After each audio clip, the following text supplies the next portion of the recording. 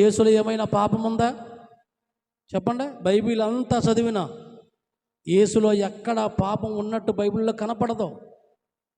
యేసులో పాపం ఉందని ఎవడో కనుగొనలేకపోయాడు, ఎందుకంటే ఆయనలో పాపం లేదు. నా యందు పాపం ఉందని మీలో ఎవరు నిరూపించగలరని యేసయ్య మాట్లాడారు. యేసయ్యలో పాపం లేదు. యేసయ్య పరిశుద్ధాత్మ పూర్ణుడై. సాతాను వచ్చాడు సార్ యేసయ్య దగ్గరికి. యేసు యొద్దకు సాతాను వచ్చి ఓ పెద్ద శిఖరం మీదకి తీసుకెళ్ళి భూలోక రాజ్యాలు వాటి మహిమను ఒక్క నిమిషంలో చూపించి అని ఉంటుంది బైబిల్ గ్రంథంలో. ఎంత టైంలో చూపించాడండి? ఇప్పుడు మనం ప్రపంచాన్ని ఒక్క నిమిషంలో చూడొచ్చు. ఇదిగో మనకి నెట్ ఉంది. ప్రపంచంలో ఏ విషయం ఎక్కడ ఏం జరుగుతుందో ఒక్క నిమిషంలో ఈ సెల్ ఫోన్ ద్వారా చూడొచ్చు. ఈ నెట్ ఎప్పుడు వచ్చింది అనుకున్నారు మీరు? మొదటి శతాబ్దంలోనే యేసుక్రీస్తు వారికే నెట్ వేద్దామని చూశాడు సాతానుగాడు. భూలోక రాజ్యాలన్నీ ఒక్క నిమిషంలో చూపించి నీవు నాకు మ్రొక్కితివా, ఈ రాజ్యాలు ఈ భూలోక మహిమను నీకు ఇస్తానని చెప్పాడు. యేసుక్రీస్తు మొక్కడా? నీ దేవుడైన ప్రభువుకు మ్రొక్కాలని చెప్పాడు, అంతే.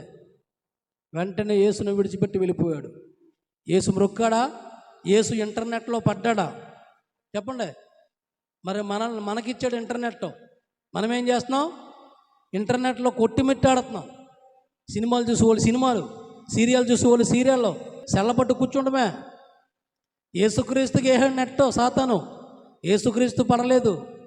భూలోక రాజ్యాలన్నీ చూపించాడు, వాటి మహిమను చూపించాడు, మనకి ప్రపంచాన్ని చూపిస్తున్నాడు. ఈ నెట్లో కొట్టిమిట్టాడుతున్నాం. యేసులా బ్రతికితే ఈ నెట్లో ఉండవు. సాతాను వేసి ఇంటర్నెట్లో ఉండవు, బయటకు వచ్చేస్తావు. సమయం ఉన్నప్పుడల్లా ప్రార్థించుకుంటావు, సమయం ఉన్నప్పుడల్లా వాక్యాన్ని ధ్యానిస్తావు, క్రీస్తులో పరిశుద్ధాత్మ పూర్ణుడిగా మారుతావు.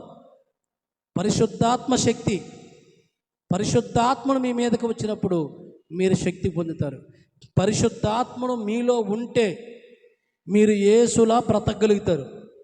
పరిశుద్ధాత్మను మీలో లేకపోతే మీరు యేసులా బ్రతకలేరు, పరలోకం చేరలేరు. అందుకనే దేవుని రాజ్యానికి వెళ్ళాలంటే మాటలతో కాదు, శక్తితో ఉందన్నాడు పౌలు గారు.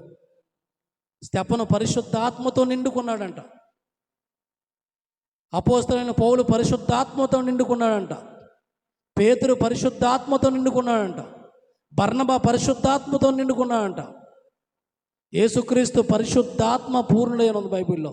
వీళ్ళందరూ పరిశుద్ధాత్మతో నిండుకొని దేవుని రాజ్యము కొరకు ఎదురు చూశారంట. పునాదులు గల పట్టణము కొరకు ఎదురు చూశారంట.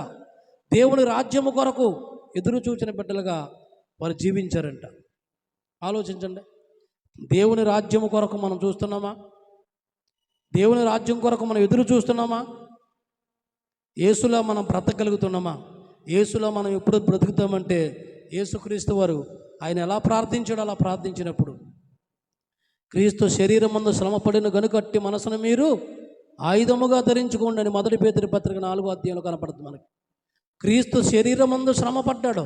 అట్టి మనసును మనం ఆయుధముగా ధరించుకున్నప్పుడు, ప్రార్థన అనే ఆయుధాన్ని నువ్వు ధరించుకున్నప్పుడు పరిశుద్ధాత్ముడు నీలోకి వస్తాడు. దేవుని స్తోత్రం చెప్పండి.